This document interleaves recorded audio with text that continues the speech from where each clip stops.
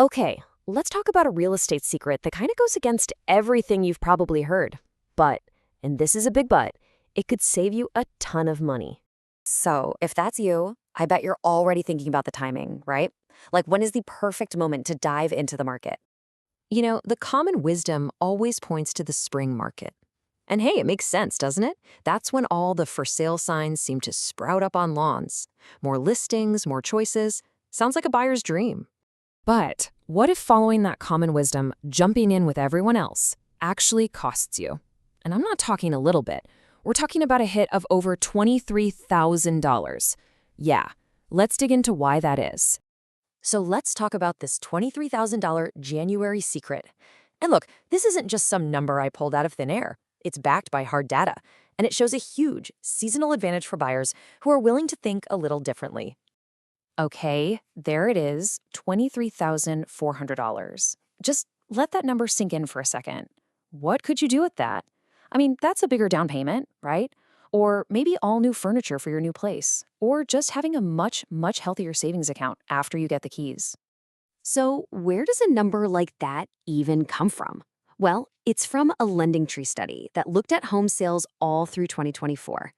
And what they found was this exact gap, this massive difference between buying in the dead of winter versus the peak of spring.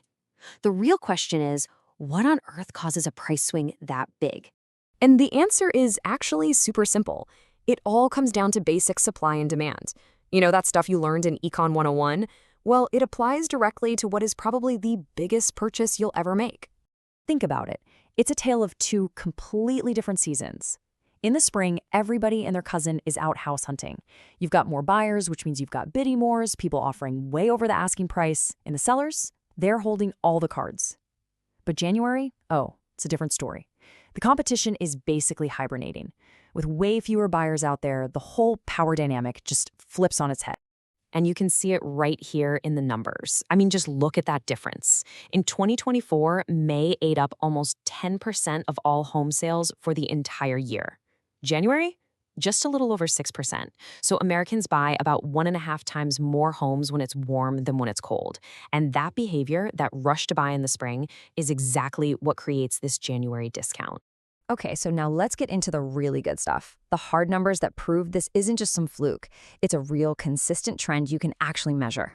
And wow, is the trend clear? Just look at the price per square foot. Nationally, the median was about $178 in January. Fast forward just 4 months to May, and boom, it jumps to over $194. That is an 8% price hike in just a third of a year. That's huge. But wait, there's another piece to this puzzle. It's not just about price, it's about time. In January, a typical home sits on the market for 75 days. By spring, that number plummets, and I mean plummets, to just 48 days. Think about that. That extra month, that extra 27 days a house is just sitting there, that does something to a seller's mindset. It completely changes their psychology. Yeah, and this quote from the study really nails it. When homes sit longer, sellers listen more. It's just human nature, right? A seller who's been waiting almost 3 months for a decent offer is going to be way more open to negotiating than a seller who got 5 offers their first weekend on the market. So let's bring this all back to you. What does this actually mean for you as a buyer? It means you get to walk into those negotiations with some serious leverage, the kind of power that buyers in the spring can only dream about. And we're not just talking about getting a lower sticker price either. This is your chance to ask for more. You can ask for the seller to help pay your closing costs. Or, hey, what about some credits for those repairs that came up in the inspection? You can even ask them to help buy down your interest rate. These are the kinds of deals that just evaporate when the market gets hot.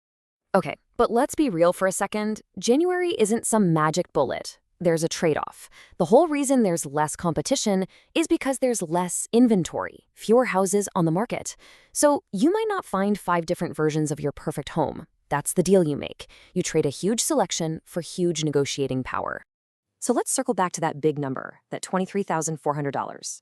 What does that really mean for your life? Well, for one, it could be the exact amount you need to hit a 20% down payment. And you know what that means. You get to avoid paying that annoying private mortgage insurance, or PMI, every month.